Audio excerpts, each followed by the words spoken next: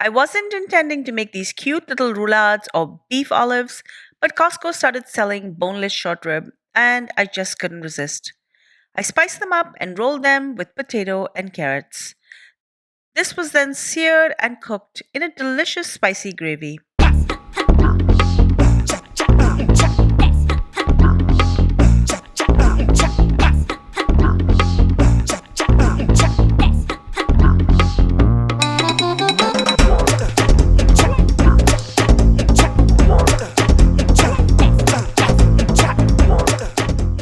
Let's start with the spice paste. I have 5 tablespoons of ginger and garlic paste and I'm going to add 1 tablespoon of salt, 1 tablespoon of pepper, 1 tablespoon of cumin powder, 1 tablespoon of red chili powder and 1 tablespoon of turmeric powder. Mix this well together. I'm going to be adding 500 grams of thinly sliced beef. I happen to find this gorgeous short rib, but you can use top round, top side, inside round, flank steak. Just make sure that it's thinly sliced, and if it's not, just pound it with a meat mallet.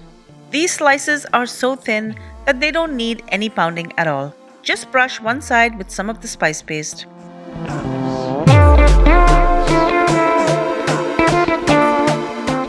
I have 1.5 cups of very finely minced onion, and I will just add a little bit to each slice of the meat. I'm also going to be adding a few slices of green chili. I measured the size of the beef strip approximately and I've cut a thick stick of potato as well as carrot. I'm going to add 1 each to each strip. Add some chopped coriander as well and roll these up. Secure this with a toothpick. You can probably get away with not using a toothpick, but it's better to be safe than sorry. 500 grams for this cut of meat got me 18 slices, so I cut enough pieces accordingly. You can also add bacon or chorizo if you like.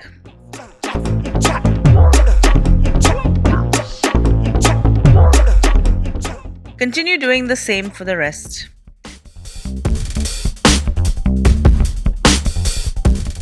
These are now ready to go. Add some oil to a pan and just sear these on both sides. And then keep them aside.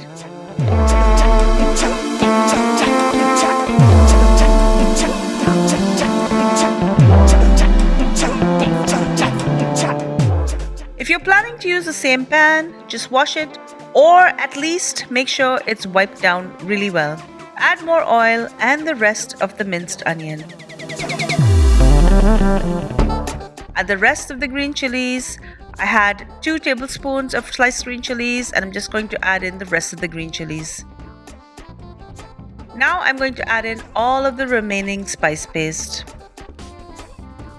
Next, add in 2 cups of fresh pureed tomatoes and mix this well together. I'm also going to add a cup of water.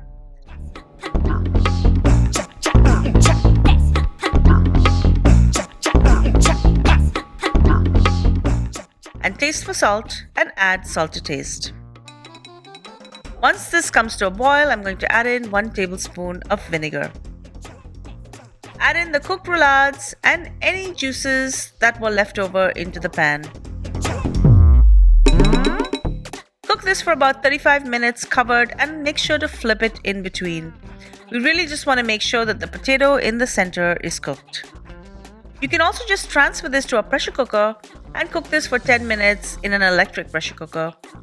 I love to use this method if I'm making a larger batch, and I also really love the texture of the gravy when it's pressure cooked. Once cooked and cooled down, just remove the toothpick and serve it with the gravy. Enjoy.